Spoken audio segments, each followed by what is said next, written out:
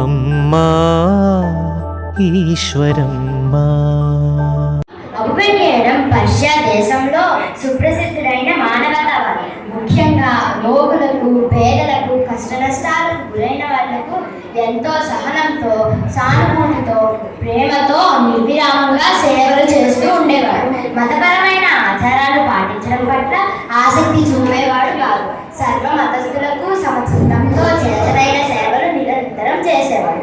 ఒకసారి మసీదులో ప్రార్థనలు చేసే ఒక మౌల్వి అతనిని కలిశాడు. వీళ్ళిద్దరి మధ్య సంభాషణ ఎలా జరిగిందో చూద్దామా సాయిరా?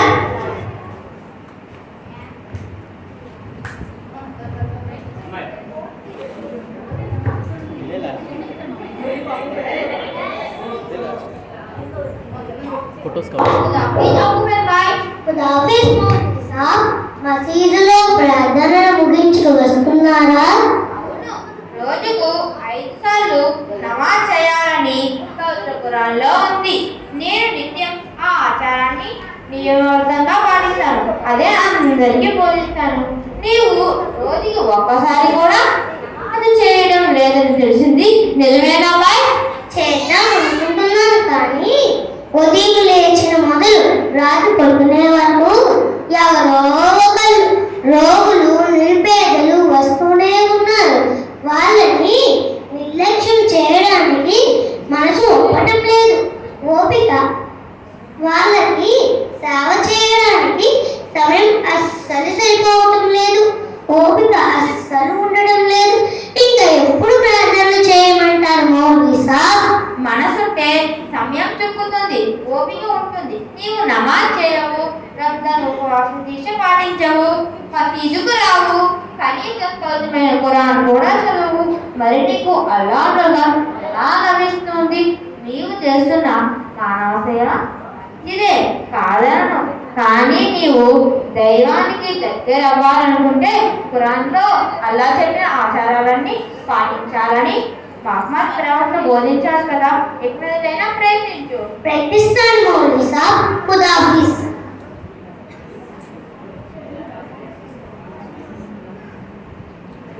సాయినా మౌల్వీ చెప్పిన విషయాల గురించి ఆలోచిస్తూ ఆ రోజంతా అబుబెన్ యథాప్రకారంగా మానవ సేవ కార్యక్రమాల్లో నిమగ్నుడై ఉన్నాడు.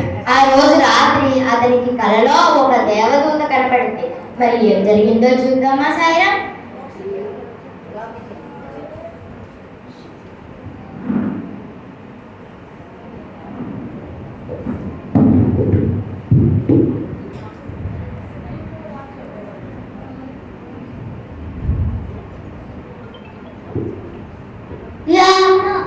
మీరెవరు ఇక్కడ కూర్చుని ఏం రాస్తున్నారు? నేను దేవదూతను. దేవుణ్ణి ప్రేమించిన వ్యక్తుల పేర్లు రాస్తున్నాను. అందులో నా పేరుందా? లేదు అబుబెన్. నిజమే, మరి ఆశ్చర్యం లేదు. నేను ఒక్కసారి కూడా నమాజ్ చేయలేదు, ఖురాన్ చదవలేదు, మసీదుకు వెళ్ళలేదు. ఇంకా నా పేరు ఎందుకు ఉంటుంది?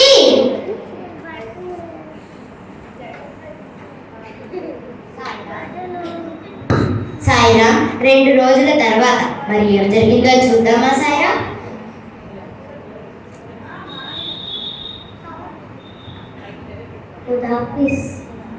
అబుబెన్ బాయ్, నమాజ్ చేయడం ప్రారంభించావా, ఇంకా అలాగే ఉన్నావా?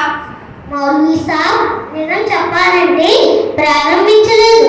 అన్నట్టు ఇంకో విషయం, మొన్న రాత్రి నా కలలో ఒక దేవదూత కనిపించింది. ఆమె అల్లాని ప్రేమించిన వారి జాబితా రాస్తుంది. నేను నా పేరుందా అన్నాను. ఆమె మడంగా లేదని చెప్పింది. నీకు నేను ముందే చెప్పాను కదా. చూడు బాయ్, ఖురాన్లో ఆచారాలన్నీ అల్లా చెప్పినవే. మరి నువ్వు వాటిని పాటించకపోతే దైవానికి ఎలా దగ్గర అవుతావు? ఇక మీదటైనా పాటించు. ముందు మసీదుకు రా. సరే, ప్రయత్నిస్తాను మౌలవీ సాబ్. ఖుదాఫిజ్. సాయిరామ్ కొన్ని రోజుల తర్వాత మరి ఏం జరిగిందో చూద్దామా సాయిరామ్?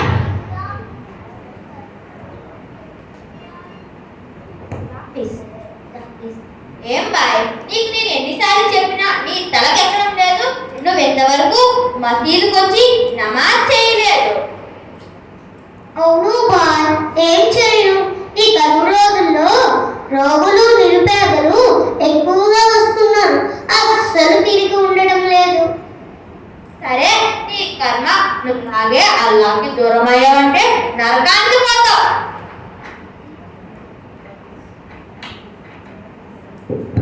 సాయిరాం, అబుబెన్ చేయడం దినచర్యలో మార్పే లేదు. ఎటువంటి ఆచారాలను పాటించడం లేదు. మరో రోజు రాత్రి ఆ దేవదూత మళ్ళీ కలలో కనబడింది. మరి ఏం జరిగిందో చూద్దామా సాయిరాం?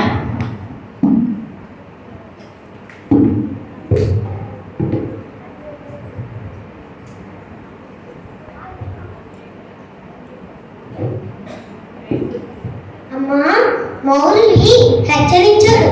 నువ్వు కూడా నేను నరకానికి పోతానని హెచ్చరించడానికి వచ్చావా? నీకు నీ జాబితాకి ఓ సలా. ఏమబుబే అలా చిరాకు పడుతున్నా? నేను ఈ జన్మలో మారలేను. నా పేరు నీ జాబితాలో లేదని భయపెట్టినా నేను నా పద్ధతిని మార్చుకోలేను. నాకు తోటి మానవులే దేవుళ్ళు. వాళ్ళకి నా సేవ అవసరం. అల్లాకి నేను చేయగల సేవ ఏముంది? అల్లాకు నేను ఏం చేయగలను? అబుబే, నేనెప్పుడు తయారు చేస్తున్న జాబితా దేవుడు ప్రేమించిన వ్యక్తుల పేర్లు. అందులో మాత్రం నా పేరు ఉంటుందా? ఉంది. నీదే మొట్టమొదటి పేరు. ఇదిగో చూసుకో. యా అల్లా.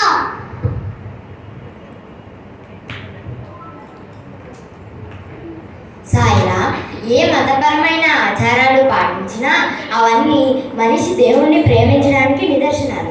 కానీ దైవం మనిషిని ప్రేమించాలంటే మానవ సేవకు మించిన ఆధ్యాత్మిక సాధన మరొకటి లేదు. అందరూ దైవం సృష్టించిన బిడ్డలే.